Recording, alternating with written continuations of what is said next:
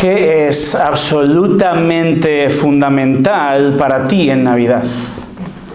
¿Puedes pensar en ello? Depende del país y depende de las costumbres de cada uno, ¿verdad? Cada familia tenemos una cultura navideña diferente, ¿cierto? Hay familias que abren los regalos el día 24 en lugar de el 25. Hay otros que no abren regalos hasta el día 6 de enero, como el Día de Reyes, como aquí en España. Aún para los que no jugamos a la lotería, ¿verdad? Pero el sonido de los niños de San Ildefonso cantando números evoca nuestra niñez. Hay quien cena platos especiales, ¿verdad? En Navidad, seguro que te viene alguno a la mente. A mí me viene sopa de almendras, pavo o turrón, ¿verdad? Besugo al horno y un sinfín de recetas familiares, mientras alguno quizá esté viendo el mensaje de Su Majestad el Rey, ¿verdad? Esta semana investigaba algunas tradiciones navideñas interesantes. Por ejemplo, no sé si sabías, pero para muchos japoneses, la cena de Navidad tradicional es pollo frito del Kentucky Fried Chicken. En serio, llevan casi 40 años celebrando este día en esta famosa cadena de comida, todo por un anuncio publicitario donde convencieron a los japoneses de que el pollo frito es el festín tradicional de la Navidad estadounidense. En Venezuela, se dice, no he estado allí, así que si hay algún venezolano me puede corregir, pero desde los años 50 es costumbre pasear con patines por las calles de Caracas en Navidad. Mientras que si has estado en Groenlandia, quizá con el pueblo inuit, los inuits comen un plato que se llama kiviak.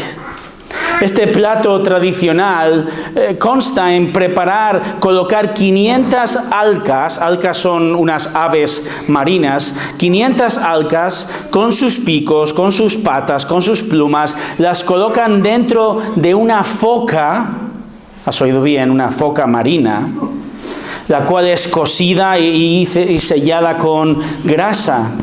Luego se procede a colocar una gran piedra sobre la piel para asegurar que el contenido, ¿verdad?, de aire en su interior sea muy reducido. Y durante 7 meses los cuerpos de las 500 aves fermentan. ¡Qué fantástico olor! Finalmente se abre el cuero de la foca, se extraen las aves y se consumen cual manjar para los inuits, ¿verdad? Efectivamente. Sean extrañas o no, lo cierto es que todos celebramos la Navidad basándonos en tradiciones y eso está bien. Y aún el que no celebra la Navidad, su tradición es precisamente no celebrar la Navidad. Ahora, quita todas estas tradiciones, quita todas estas comidas, quita todas estas costumbres y la pregunta es, ¿seguiría siendo Navidad para ti? Quizá la comida, no sé si el kiviak, o el pavo, el pollo, o los regalos bajo el árbol, quita el árbol, quita las compras y las luces, quita el tiempo con la familia. ¿Seguirías diciendo, es Navidad? Esta tarde quisiera convencerte de que aun si no tuviéramos nada de estos elementos básicos, por buenos y por fantásticos que sean, aun si no tuviéramos nada de esto, podríamos celebrar y deberíamos celebrar la Navidad, porque en última instancia la Navidad se trata de alguien y no de algo. Así vamos a ver brevemente en esta tarde-noche, vamos a ver el ABC de la Navidad. 3 nombres propios que nos muestran la importancia de la Navidad y la razón de su celebración. el ABC de la Navidad. Y vamos a comenzar con la letra A de Adán. Ahora podrás preguntarte, ¿qué tiene que ver Adán con la Navidad? ¿Habéis visto alguna vez a Adán en el portal de Belén? No, ¿verdad? No se estila. Pero Adán tiene mucho que ver con la Navidad. De hecho, me atrevo a decir que sin Adán no habría Navidad. ¿Por qué? Ven conmigo a Romanos capítulo 5, versículo 12. Romanos 5, 12. Dice lo siguiente: por tanto, tal como el pecado entró en el mundo por un hombre y la muerte por el pecado, así también la muerte se extendió a todos los hombres porque todos pecaron. ¿Qué quiere decir este versículo? Lo que quiere decir es que después de que Dios crease a Adán y a Eva y les crease sin pecado y los pusiese en el huerto del Edén y les mandara disfrutar de un mundo bueno creado por Él y de gobernarlo, ¿qué ocurrió? El primer libro de la Biblia, el Génesis, nos dice que la serpiente, Satanás, hizo pecar a Eva y a Adán.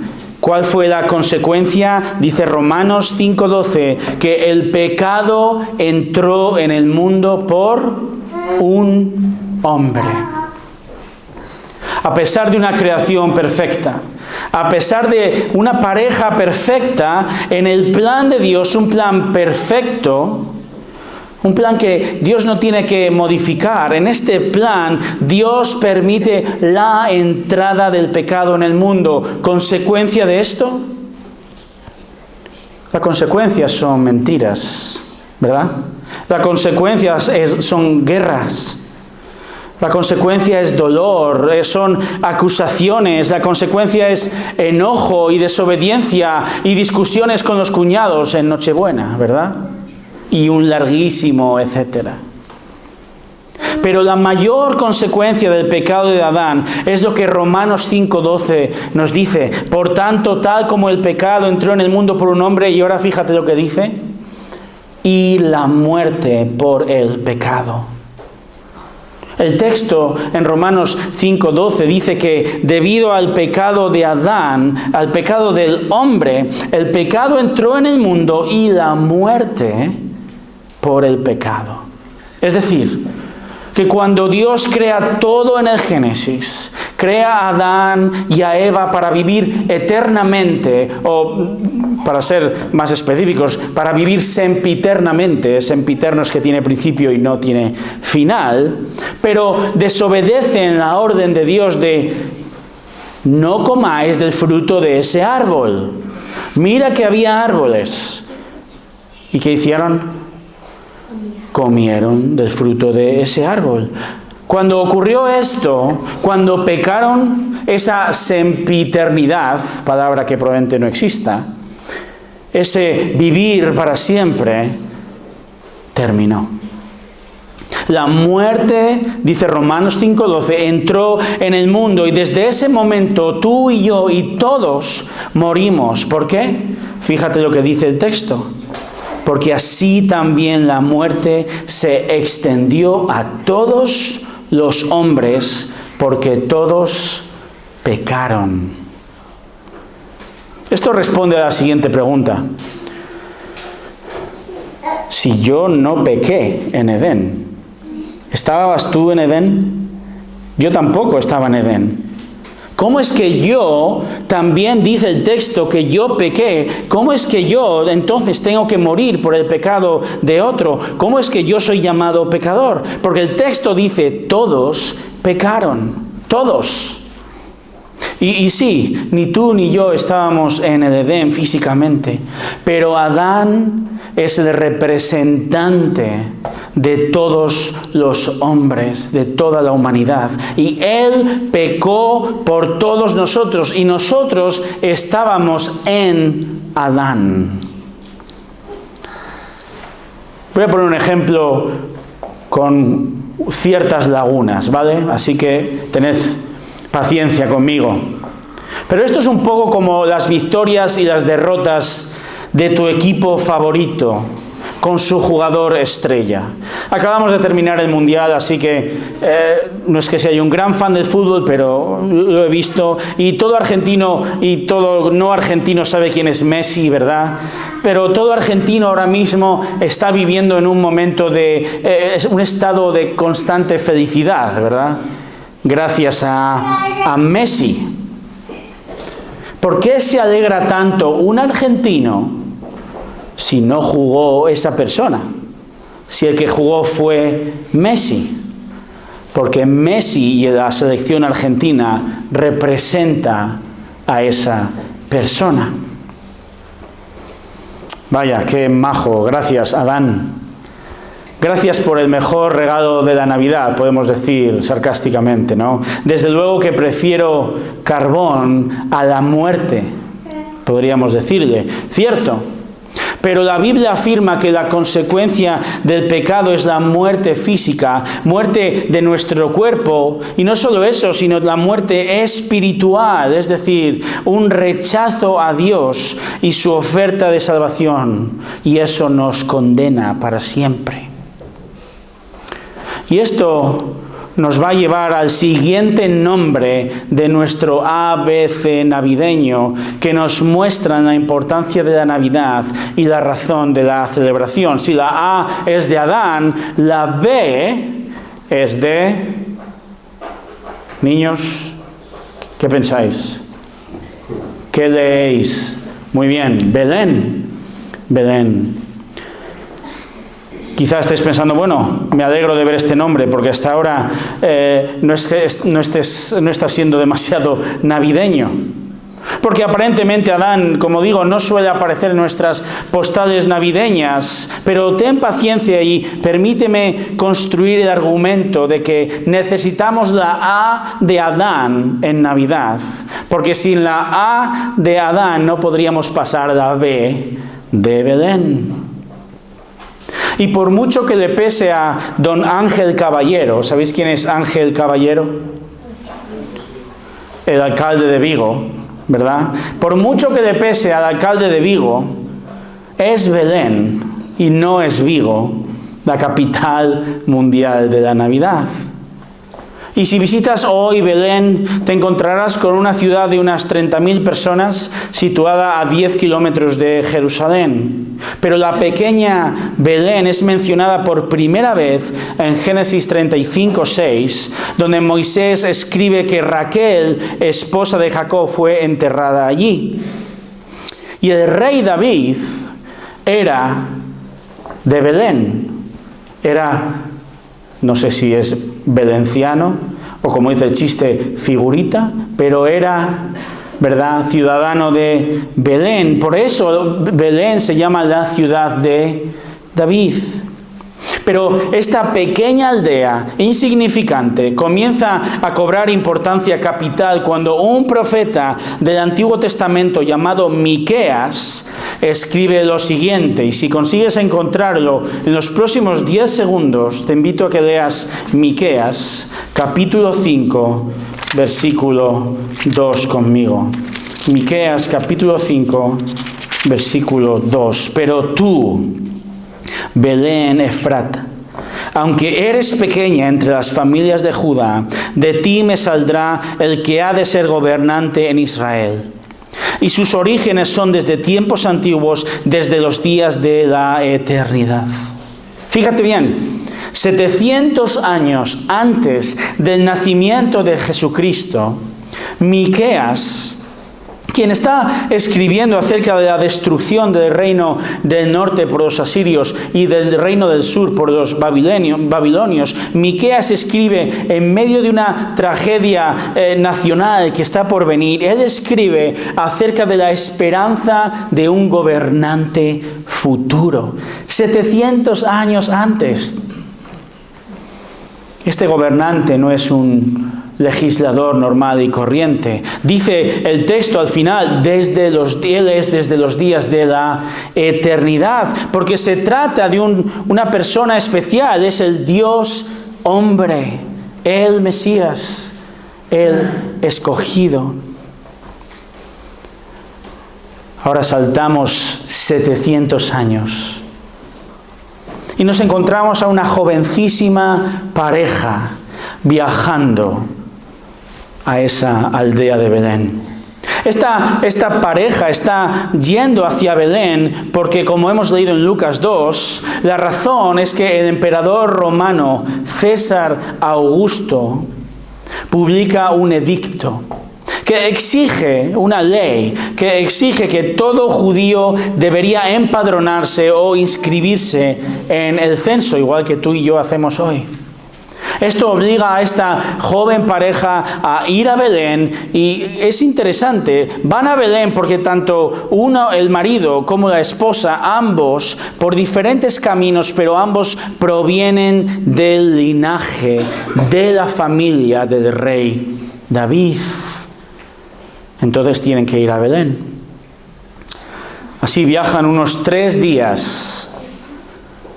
¿Te cansas yendo en coche un par de horas y preguntas 10 veces cuándo llegamos a papá y a mamá?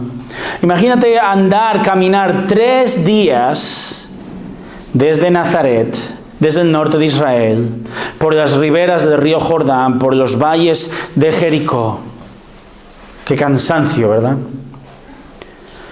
Me encanta cómo el historiador austríaco Alfred Edersheim refleja esta escena con una tremenda belleza. Fíjate lo que dice. Al alcanzar los ricos campos y al pasar por el valle que, como un anfiteatro, se alarga entre las 2 colinas por las que se extiende Belén, subiendo por las viñas y huertos, ya al final del día, tiene que haberles inundado un sentimiento de descanso y paz a los viajeros. Aunque era invierno, el ramaje verde, el verde plateado del olivo, se mezclaría con el pálido rosado o blanco del almendro. La casta belleza y dulce quietud del lugar les recordaría a Booz, a Isaí o a David. Pero de momento estos pensamientos cederían el paso a la necesidad inmediata de hallar cobijo y descanso. Realmente esta pareja necesitaba descansar en Belén, especialmente la joven esposa. Como hemos leído en Lucas 2:15, dice que María, porque este era el nombre de la esposa, estaba encinta. ¿Y sabes lo que significa estar encinta? Estar embarazada. ¿Por qué Belén? Una insignificante aldea de unos cientos de habitantes, en una insignificante zona de Israel, y una insignificante pareja joven, José y María. ¿Por qué? La respuesta está en que Dios es sabio. Y en su perfecta sabiduría y en su plan perfecto de la eternidad así lo quiso. Y lo quiso para dar a entender que el Rey de Reyes iba a nacer en un lugar humilde y de una familia intrascendente, al menos a ojos humanos. Y esto nos lleva a nuestra tercera palabra de nuestro ABC de la Navidad. 3 nombres propios que nos muestran la importancia de la Navidad y la razón de su celebración. Hemos visto a Adán, hemos visto la B de Belén, y ahora vamos a ver una C. ¿Qué pensáis? No ha aparecido todavía. ¿Qué palabra podemos buscar con la C que sea súper importante? Ya os lo ha dicho Eric, ¿verdad? La palabra es, muy bien, tu padre te ha educado bien, hijo. Cristo. Dice Lucas 2:7 que María dio a luz allí a su hijo primogénito. Le envolvió en pañales y le acostó en un pesebre, porque no había lugar para ellos en el mesón. El pueblo judío durante 700 años ya sabe que Belén va a ser un lugar importante. Ya sabe que en Belén nacerá el gobernante definitivo, el Rey de Reyes, el Salvador esperado de Israel. O debería al menos saberlo y recibirle con gran alegría. Pero es tan curioso, porque 700 años después de la profecía, una caravana proveniente del este llega a Jerusalén. En esta caravana se encuentran unos magos. Y no son magos de hacer trucos, sino es la palabra para astrónomos o los que estudiaban las estrellas. Y el Evangelio de Mateo recoge la pregunta de estos hombres. Mateo 2:2. Dicen estos hombres a las autoridades en Jerusalén: ¿dónde está el rey de los judíos que ha nacido? Porque vimos su estrella en el oriente y hemos venido a adorarle. Sabemos bien la historia, ¿verdad? Dios se revela por medio de una estrella que se revela a estos hombres y les dice que el Mesías, el Rey, el Salvador, el prometido había llegado. Y si tienes el texto abierto en Mateo, sorpréndete de la respuesta. Porque en Mateo capítulo 2, versículo 3, fíjate lo que dice. Cuando lo oyó el rey Herodes, se turbó, y toda Jerusalén con él. Entonces, reuniendo a todos los principales sacerdotes y escribas del pueblo, indagó de ellos dónde había de nacer el Cristo. Y ellos le dijeron: en Belén de Judea, porque así está escrito por el profeta. Y tú, Belén, tierra de Judá, de ningún modo eres la más pequeña entre los príncipes de Judá, porque de ti saldrá un gobernante que pastoreará a mi pueblo Israel. ¿Cuál fue la respuesta? La respuesta fue el nerviosismo de Herodes, ¿verdad? Un rey ilegítimo. Nerviosismo de toda la ciudad de Jerusalén por esta noticia. La respuesta, fíjate bien, fue que los religiosos, los sacerdotes y escribas van precisamente al profeta que hemos leído, lo leen, lo entienden, pero ¿qué hacen? No hacen nada. Si no podemos poner la figura de Adán en nuestro Belén, mucho menos podemos poner a un sacerdote o a escriba o a ningún religioso. Porque a pesar de la increíble noticia del Mesías que ha nacido, aquel que llevan esperando por siglos, aquel que cumple las profecías del Antiguo Testamento, y a pesar de ello, ni uno de ellos va a adorar a este niño. Esto se debe porque ya desde el principio, desde el primer momento, Jesús, Cristo, rompe con todos los moldes del establishment religioso. Ellos esperaban pompa y circunstancia. Ellos esperaban un rey, sí, un salvador, pero no de sus pecados, sino un salvador, un liberador de la opresión de Roma y de todo gentil no judío. Ellos esperaban trompetas y heraldos, que los hubo, porque Lucas 2 nos habla de los ángeles y el anuncio a los pastores y el coro que cantaba gloria a Dios en las alturas. Pero aún los más religiosos tenían un corazón tan endurecido en contra de Dios que rechazan desde el comienzo al Mesías, al Dios hombre. Aún si los ángeles se hubieran presentado delante de ellos, tenían el corazón endurecido. Ellos no quieren saber nada de un bebé insignificante, de una pareja insignificante, en un pueblucho insignificante, encima con unos sabios paganos que vienen del oriente y 4 malolientes pastores que van a adorarle. Antes leíamos Romanos 5:12, ¿recuerdas?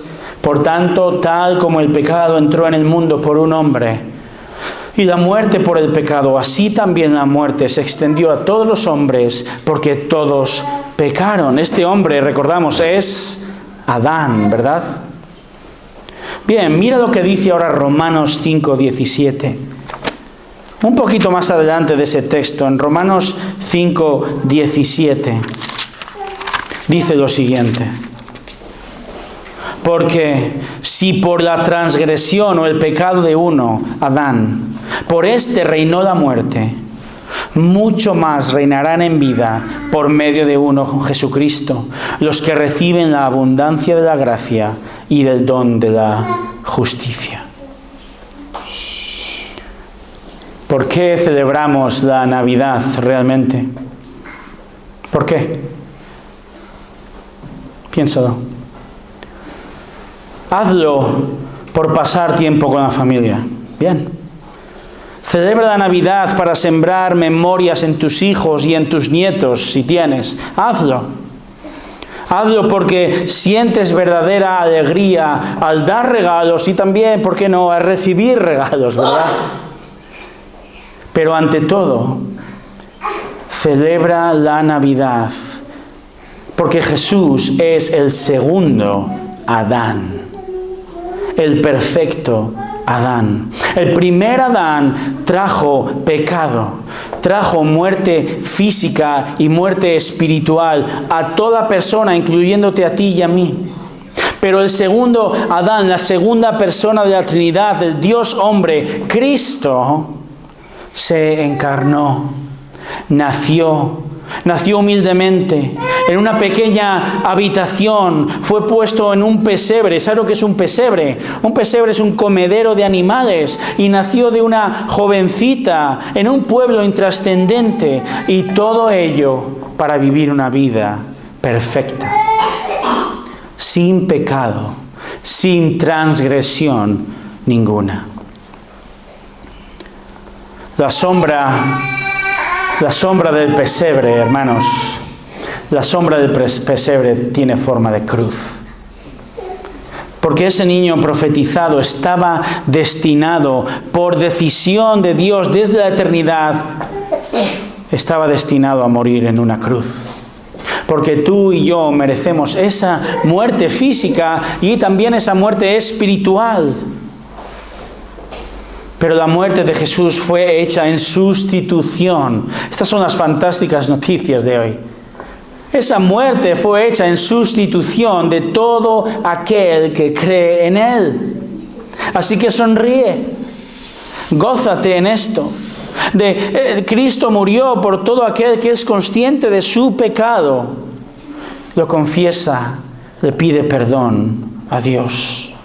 Así que el ABC de la Navidad apunta al perdón de Cristo, un perdón que ya estaba en acción cuando Adán pecó y todos pecamos en él. Y se vio en la promesa de que el admirable consejero, el Dios fuerte, el Padre eterno de Isaías, nacería en Belén, en el Belén que Miqueas profetizó. Comenzábamos con tradiciones, ¿verdad? ¿Qué ocurriría si no pudieras celebrar la Navidad con todas las tradiciones a las que acostumbras? ¿Seguiría siendo Navidad? La respuesta debería ser un rotundo sí. Quita las luces, quita el árbol, quita los regalos, quita la fantástica comida, aún familia y amigos, quita todo eso por fantástico que sea, ¿verdad? Es fantástico. Pero quita todo eso y aún seguirías pudiendo celebrar la Navidad. Pero quita a Cristo, al segundo Adán que trajo salvación, que nació en Belén y vivió entre nosotros para morir por nuestros pecados. Quita a Cristo y por mucha fiesta y por muchos regalos que celebres y recibas, realmente no estaremos celebrando la Navidad que Dios quiere. Quita a Cristo y no hay Navidad posible, porque no hay celebración posible. Entonces Cristo ha de ser el centro de la Navidad y de todo el año. Celebra por todo lo alto hoy. Espero que lo hayas hecho. Espero que hayas podido celebrar con tu familia y amigos. Celebra por todo lo alto hoy, mañana y lo que resta de Navidad, y celebra el resto del año. Pero hazlo porque Gracias a Cristo, el pecado de Adán, ese pecado que nos separó de Dios, trajo armonía con Dios. Celebra, porque de la insignificante aldea de Belén, Él trajo buenas noticias. Y en Él hay perdón y gozo y salvación, porque solo Cristo trae vida eterna en Él. Celebremos a Cristo en Navidad, hermanos. Vamos a orar. Señor, gracias por la oportunidad que nos das de celebrar. Gracias por las comidas. Gracias por la ocasión especial que es una perfecta excusa para probar nuevos platos o platos tradicionales y hacer regalos y recibirlos y ver luces y estar de vacaciones para algunos también. Es un momento realmente especial y pasar tiempo con familia que no vemos por muchos días o amigos. Señor, gracias por poder disfrutar de esos momentos. Son regalos tuyos, son dones tuyos. Pero aun si no tuviéramos nada de esto y estuviéramos solos, aún sin hogar, aún sin qué comer, pero tuviéramos a Cristo, podríamos decir a ciencia cierta y con un rotundo sí que podemos celebrar con gozo la Navidad, el nacimiento de nuestro Salvador, porque realmente Cristo, tú eres el centro de la celebración. A ti te adoramos y te damos las gracias, Señor. Gracias por tu increíble humildad viniendo a este mundo. Gracias por tu vida y gracias por tu muerte. Adoramos tu precioso nombre. En el nombre de Jesús oramos. Amén.